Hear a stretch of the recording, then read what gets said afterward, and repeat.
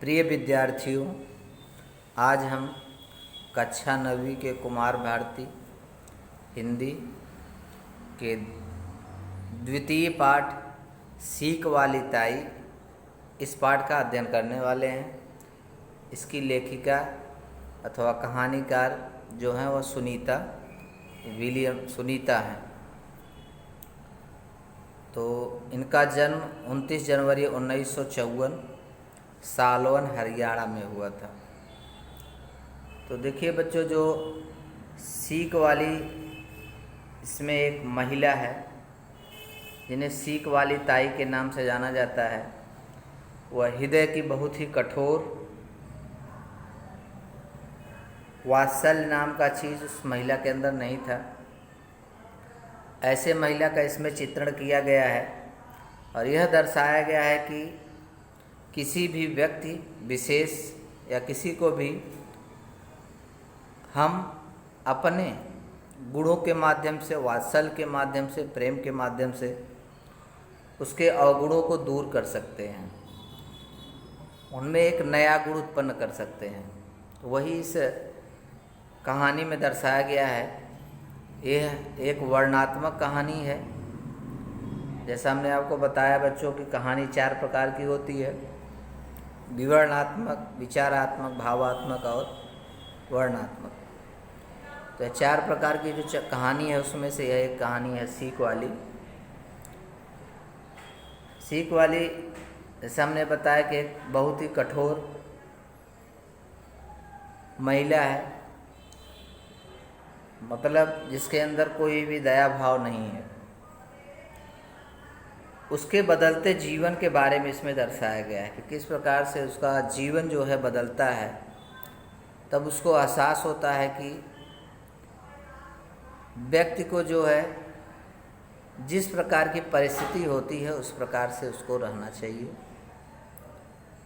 तभी, क्योंकि एकाकीपन जो है वह कभी अकेले नहीं बिताया जा सकता, किसी न किसी की हमको आवश्यकता होती है। तो चलिए बच्चों, जो है हम इसका अध्ययन करते हैं। सारा गांव उन्हें कहता सीख वाली ताई, बड़े भी छोटे भी सभी इसी नाम से बुलाते। सालवन गांव में जब से ब्याह कर आई थी ताई, तब से उनके गांव का सीख उनके नाम से जुड़ गया। ऐसा जुड़ा कि खुद अपना नाम तक उन्हें याद नहीं। कोई 50 बरस तो हो ही गए सीख वाली ताई को इस गांव में आए। तब 16 बरस की थी जब आई थी। तो जब ब्याह हुआ था तो वह 16 बरस की थी। अब 70 से कुछ ही कम होगी। इस बीच कौन कौन सा दुख नहीं झेला उन्होंने। पति किशोरी लाल फौज में थे, बड़े ही दिलेर और खुशमिजाज। हर कोई उनकी तारीफ करता। नई दुल्हन बनकर सालवन गांव से आई सीख वाली ताई के वे सबसे खुशियों भरे दिन थे, यानी जब वो जिंदा थे। मगर शादी के 4-5 बरस ही पति की, यानी 4-5 बरस ही बीता था कि किशोरी लाल की क्या हो गई, मृत्यु हो गई। उसके बाद जल्दी से ही सास ससुर का साया भी सिर से उठ गया, यानी उनकी भी मृत्यु हो गई। सीख वाली ताई रह गई अकेली, निपट अकेली, एकदम अकेली। हालांकि अकेली भले ही हो, दबंग इतनी थी कि मजाल है कोई दबा ले या कोई उल्टी सीधी बातें कह दे। एक की 4 सुनाती थी। देखने में खूब लंबी चौड़ी, खूब ऊंची कद काठी वाली थी। सीख वाली ताई खूब सांवला पक्का रंग, चेहरे पर ऐसा मर्दानापन कि कोई दूर से देख कर ही डर जाए, और बोली ऐसी सख्त कड़वी कि जैसे 2-4 खरी सुना दे उसे रात भर नींद न आए। खरी मतलब होता है कड़वी बातें।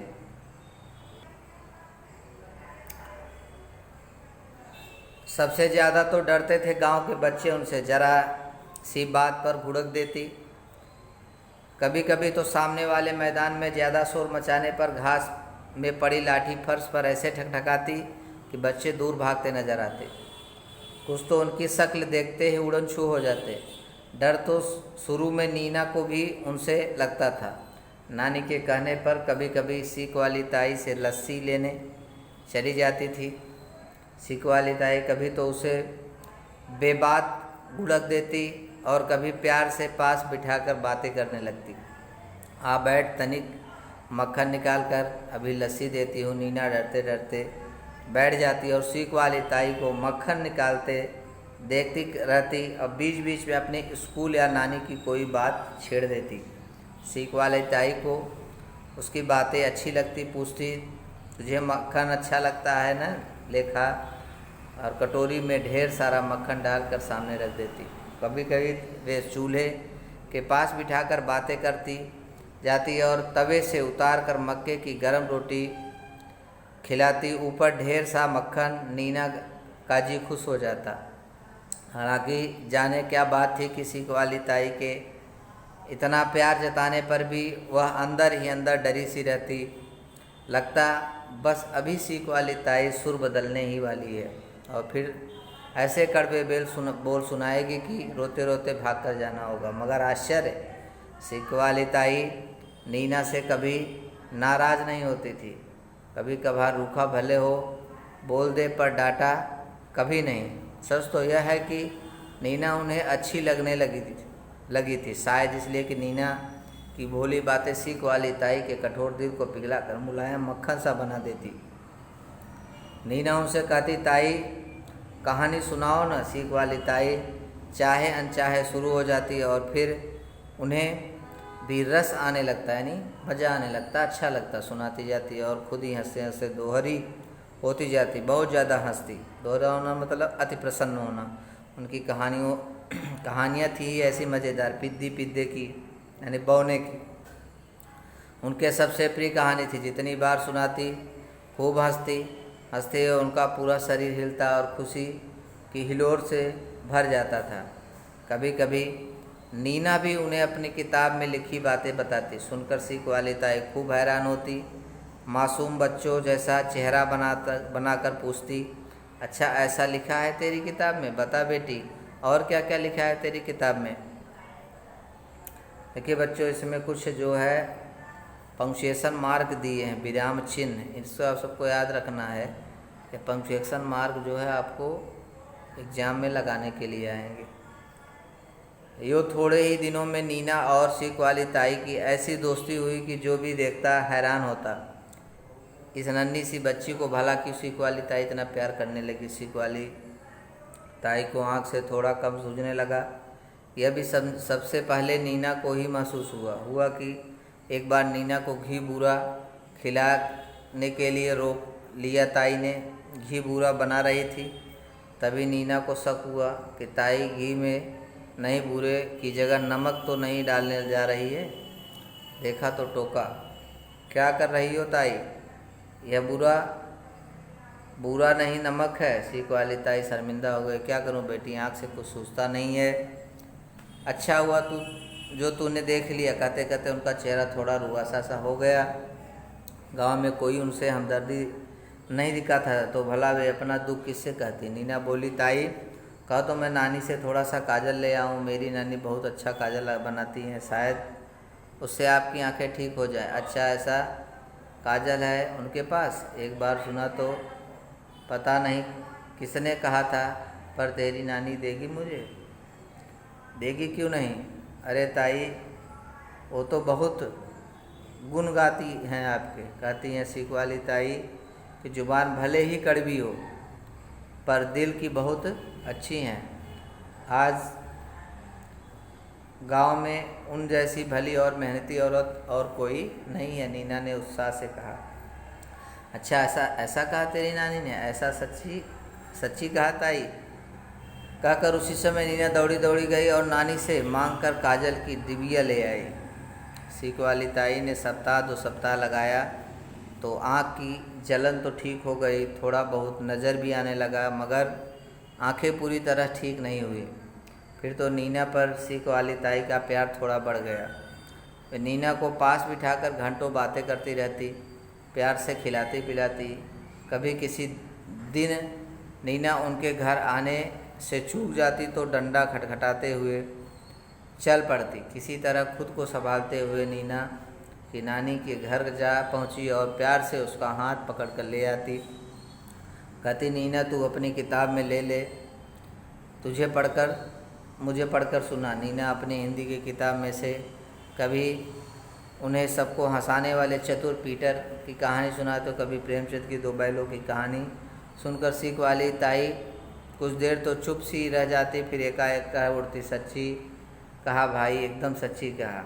और फिर खुद भी किसान और पिद्दी चिड़िया किस्सा छेड़ देती, लोटन कबूतर का। नीना और सीख वाली ताई का यह प्यार गाँव के शरारती बच्चों को तो चुभ ही रहा था।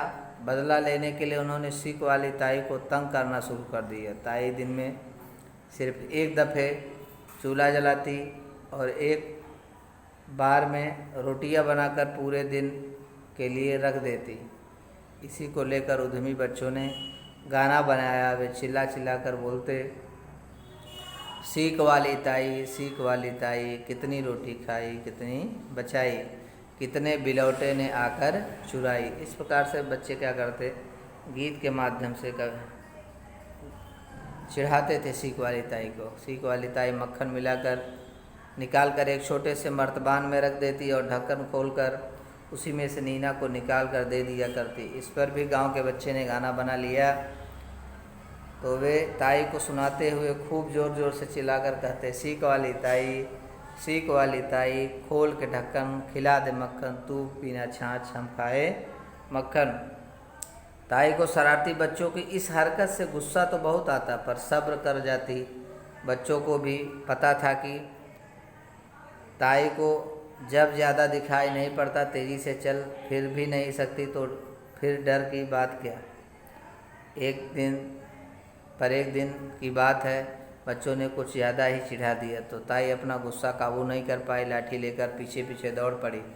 पर अभी कुछ ही आगे गई थी कि एक गड्ढे में उनका पैर पड़ा, लाठी दूर जा गिरी और ताई बुरी तरह से लड़खड़ा कर ज़मीन पर आ गिरी। सिर से खून निकलने लगा, एक पैर भी पूरी तरह से मुड़ गया था और ताई हाय हाय कर रही थी। उन्होंने खुद उठने की एक बार कोशिश की पर लाचार थी। बच्चे दूर से देख रहे थे पर पास आने से उनकी हिम्मत नहीं थी। आखिर गोलू और भीमा ने किसी तरह आगे आकर उन्हें सहारा दिया और उन्हें घर के अंदर ले गए। नीना ने सुना तो दौड़ी दौड़ी घर आ गई। नीना नानी को बुला लाई। नानी और नीना दोनों बड़े प्यार से सीख वाली ताई को अपने घर लाए। पूरे महीने तक नीना अपनी नानी की मदद से सीख वाली ताई की खूब सेवा करती रही। उन्हें हल्दी पिलाया, दूध पिलाया, सिर पैर हल्दी तेल लगाकर पट्टियाँ बांधी। सिर पैर पर सीख वाली ताई के मुख से नीना के लिए लगातार आशीर्वाद निकलते थे। उनकी कड़वाहट न जाने कहाँ गायब हो गई थी। यहाँ तक कि जिन बच्चों के कारण वे गिरी उनके लिए भी कोई कड़वा शब्द उनके मुँह से नहीं निकला। बच्चे पहले तो दूर दूर डरे से रहे पर फिर वे भी नीना के साथ मिलकर ताई की सेवा में जुट गए। कोई महीने डेढ़ में ही पूरी तरह से ठीक हो गई। ताई को नीना और बच्चे की उन्हें घर छोड़कर आए। अब तो बच्चे हर समय उन्हें घेरे रहते, अपनी किताबों में से पढ़ कर उन्हें कहानियाँ सुनाते। महाभारत रामायण की कथाएं भी सुनकर ताई भी खुश होकर उन्हें दिलचस्प किस्से सुनाती। कभी अलबेले जादूगर की तो कभी पिद्दीपुर के महारानी की। बचपन से सुनी हजारों कहानियाँ सीख वाली ताई को याद थी और उनका खजाना कभी ख़त्म होने ही नहीं आता था। उन्हें सुनकर बच्चे हंसते, संग संग ताई भी। अचरज की बात थी कि नीना की नानी के काजल का असर था कि बच्चों की खिलखिल का सीख वाली ताई की आंखें भी काफ़ी कुछ ठीक हो चली थी। अब सीख वाली ताई कभी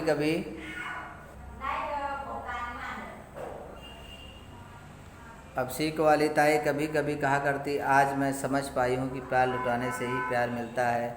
नीना मुस्कुरा कर कहती, ताई जब मैं बड़ी होऊंगी तो सीख वाली ताई की कहानियाँ नाम से तुम्हारी कहानियों की किताब छपवाऊंगी। सुनकर बलैया लेती थी, यानी गले मिलना, आलिंगन करना और इस तरह मीठी मीठी मोहक हंसी की कुछ न पूछो। तो देखिए बच्चों, इसमें यही दर्शाया गया है कि प्रेम जो होता है, गुण जो होते हैं अच्छे, सद्भावना जिसके अंदर होती है वो अच्छे को क्या करती है, उसके अवगुण को दूर कर देती है।